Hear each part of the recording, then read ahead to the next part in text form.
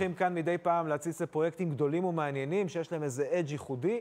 הפעם אנחנו בקריית אונו, בפרויקט אומאמי, שמתהדר בפארק פרטי, כולל עצי פרי וצמחי תבלין, קרבה לרכבת הקלה, ואפילו חדר יינות עם תא פרטי לכל דירה. הנה. פרויקט אומאמי ממוקם על מגרש בשטח של כ-25 דונם, שכמעט חצי ממנו הוא פארק פרטי שמיועד לדיירי המתחם.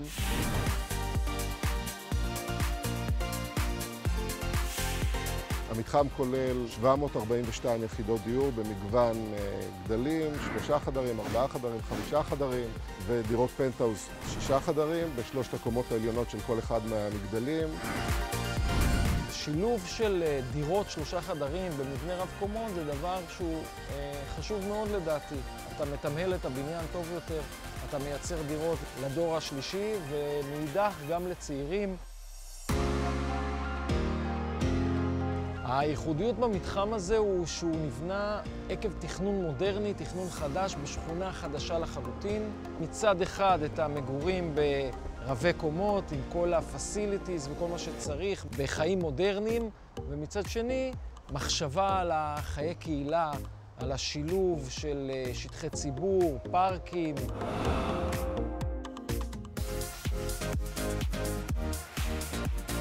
6 מגדלים מועמדים בצורת פרסה, 4 ראשונים, 2 ראשונים מאוכלסים, 2 הבאים אנחנו בביצוע.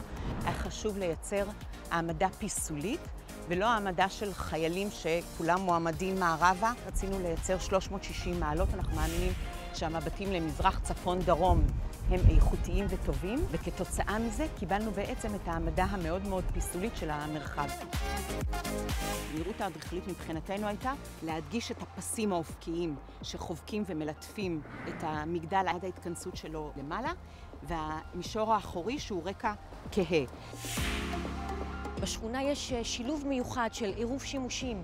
מצד אחד גרים כאן, אבל מהצד שני גם מבלים כאן, עובדים כאן, צפויים המון אזורי מסחר ותעשייה, חינוך. הדבר הראשון שהוקם כאן בשכונה זה בית ספר וגני ילדים. הילדים והמבוגרים לא יצטרכו לצאת מהעיר על מנת לקבל את המענים לשכונה.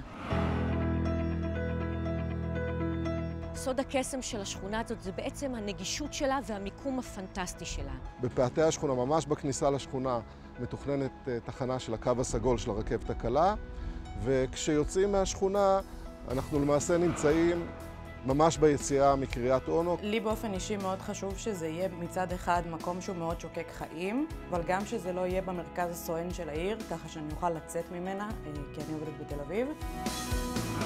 שמחנו לשמוע שיש פה הרבה זוגות צעירים, הרבה ילדים, שזה היה לנו חשוב. האווירה היא מאוד חמימה, כולם מאוד משתדלים לייצר איזושהי קבוצה עבור הילדים, שהם כנראה גם המשיכו במסגרות אחר כך המוסדרות של משרד החינוך וגם שהם יגדלו, וזה מאוד חשוב לנו וזה קורה.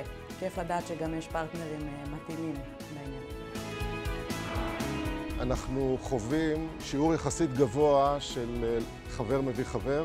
דיירים שקנו מאיתנו דירות בפרויקט מביאים חברים שלהם, בני משפחה, ודיירים שקנו מאיתנו דירות בשלב הראשון, דירות קטנות יותר. בבניינים החדשים רוכשים מאיתנו דירות גדולות יותר, ואני חושב ששתי התופעות האלה מצביעות על כך שככל הנראה שעשינו משהו בסדר, ויש פה שביעות רצון של הלקוחות.